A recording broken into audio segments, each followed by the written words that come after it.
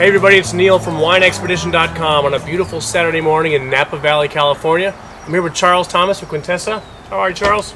Great, Neil. Good to see you. Good to see you. Quintessa. I can't believe I'm sitting on top of this gorgeous vista looking down on the vines. It's incredible. What's the story of Quintessa? Tell me about it. It's a pretty spectacular property, isn't it? Yes. Augustin and his wife Valeria bought this property back in 1989, and they had owned vineyards before in Northern California, but suffice to say, fell in love with the site. It had never been planted to vineyards before they bought it, which is unusual for the area.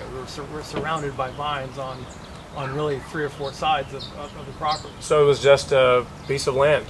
It was a piece of land. I think it had a ½ acre of Christmas trees on it and 3 head of cattle. And wow. The restaurateur, owner of the property, had always planned to plant it next year and never quite got to it. Right. And for them, I think for Augustin, it was what he felt was the quintessence of what he'd been doing for the last 40, 50 years of his career anyway, in wine. And he saw this and just said, okay, this is it. And here it is. Yeah, I could sit up here and have a spiritual quest for weeks. Just a beautiful, beautiful property. Now, as we were driving up here, you said that the grapes planted here are all Cabernet family grapes. Yes, they are. They're so, Cab Sauvignon. Cabernet Sauvignon, Cabernet Franc, Merlot, Petit Verdot, and we've just planted an acre of Carmenere about 8 or 9 years ago. Okay.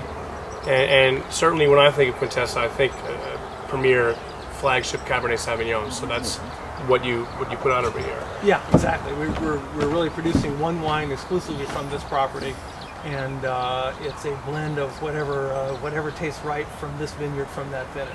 Only from this property, no fruit anywhere else. Exactly.